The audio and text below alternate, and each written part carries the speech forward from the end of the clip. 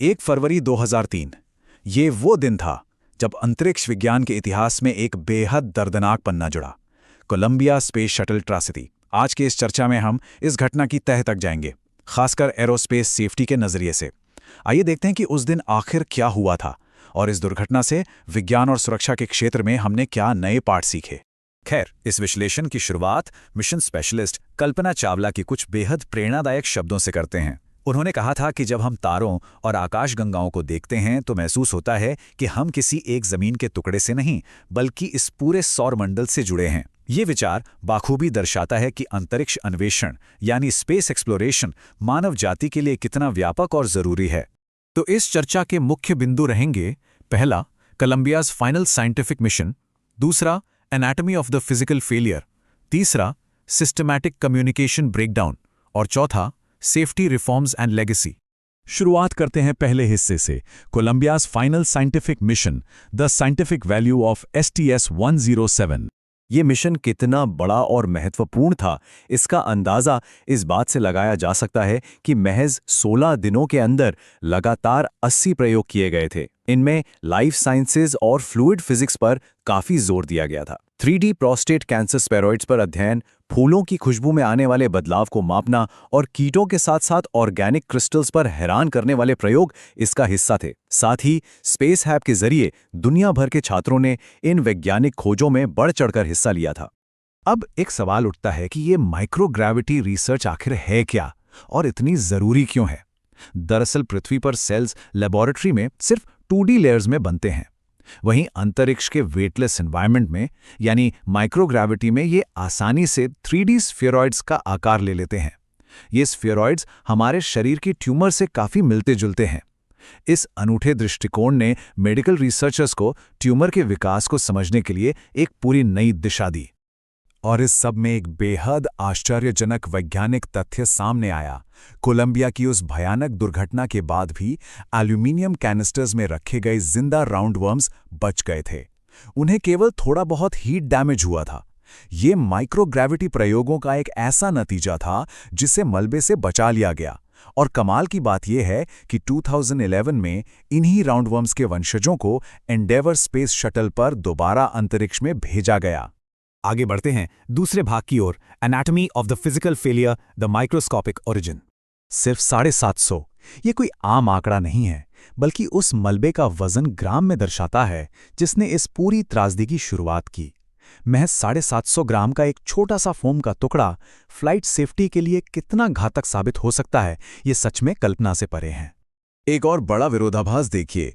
एक तरफ सिर्फ 60 बाई 40 सेंटीमीटर का एक हल्का सा फोम का टुकड़ा जो लॉन्च के महज 81 सेकंड बाद एक्सटर्नल टैंक से अलग होकर 700 से 900 किलोमीटर प्रति घंटे की भयानक रफ्तार से आकर टकराया, और दूसरी तरफ विशालकाय कोलंबिया स्पेस शटल। एक छोटे से टुकड़े की उस असाधारण रफ्तार ने पूरे शटल के सुरक्षा कवच को भेद कर रख दिया।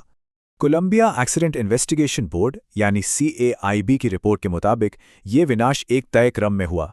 सबसे पहले फोम ने लेफ्ट विंग में एक छेद कर दिया। फिर अर्थ के एटमॉस्फेयर में वापस आते वक्त री एंट्री की गर्मी और दबाव ने उस छेद को इतना बड़ा कर दिया कि हवा लीक होने लगी।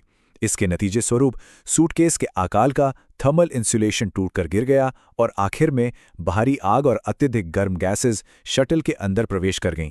सेंसर्स नष्ट हो गए और अंतरिक्ष यान आसमान में ही टुकड़ों में बिखर गया।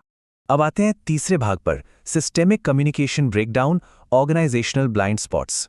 यहां जो सबसे चौंकाने वाली बात सामने आती है वो है ऑर्गेनाइजेशन के अंदर का तालमेल। एक तरफ इंजीनियरिंग टीम ने साफ अनुरोध किया था कि लेफ्ट विंग के डैमेज को चेक करने के लिए DoD स्पाई सैटेलाइट्स का उपयोग किया जाए, लेकिन दूसरी तरफ नासा के human space flight chief William ready ने सैटेलाइट इमेजिंग की इस पेशकश को अस्वीकार कर दिया। नतीजा ये निकला कि बिना किसी और जांच पड़ताल के ये मिशन अगले 15 दिनों तक वैसे ही आगे बढ़ता रहा। और ये आंकड़ा 65 पूरी कहानी बयान कर देता है।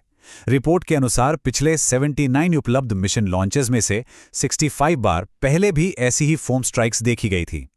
यानी ऐसी घटनाएं इतनी आम हो चुकी थी कि इन्हें एक बड़ा खतरा मानना ही बंद कर दिया गया था। इस नॉर्मलाइजेशन ऑफ डिवियंस ने खतरे का सही अनुमान लगाने की क्षमता और सुरक्षा निर्देशों को पूरी तरह धुंधला कर दिया था। अगस्त 2003 की CABI रिपोर्ट ने इस सिस्टमिक फेलियर को उजागर किया और कड़ी शब्दों में बताया कि नासा ने सैटेलाइट इमेजिंग की पेशकश को बार-बार नकारा। इन सटीक तथ्यों और जांच दस्तावेजों के सामने आने के बाद आखिरकार गलती को स्वीकार करते हुए STS program manager Ron D Dittemore ने अपने पद से इस्तीफा दे दिया था। आखिर में बढ़ते हैं चौथे भाग की ओर, safety reforms and legacy, the path forward. 2008 की Columbia crew survival investigation report ने एक बेहद कड़वा सच सामने रखा। उसके अनुसार कैबिन प्रेशर के अचानक टूटने के कारण ऐसे हाइपरसोनिक एंट्री कंडीशंस पैदा हुए जहां बच पाना बिल्कुल असंभव था।